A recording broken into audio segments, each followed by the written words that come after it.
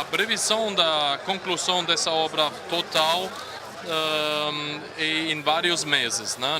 Nós vamos preparar essa infraestrutura para receber a primeira embarcação vindo de Manaus final de setembro.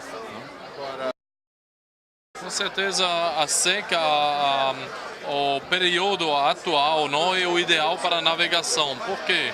Porque o rio não recebeu ainda as benfeitorias que são necessárias para uma navegação segura industrial.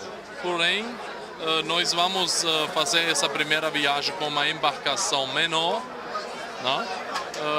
Que tem condições de desviar os pedrais existentes que em momentos de águas maiores são descobertas e não causam porque a indústria não vem porque não tem porto. E o porto hoje não se instala se não tem indústria. Nós estamos justamente acreditando nessa região, colocando uma infraestrutura necessária para que indústrias se atraem, vejam o projeto e as possibilidades de uma logística que, sem dúvida, com a abertura da Ecrusa Tucuruí e a ligação do ramal para a Norte-Sul é imbatível na logística Centro-Norte.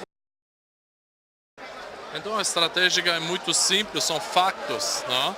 Então os fatos logísticos hoje são bem maiores que hoje, por exemplo, uma capotagem. Nós pretendemos um transporte fluvial vindo de Manaus, avec um transbordo para via ferroviária.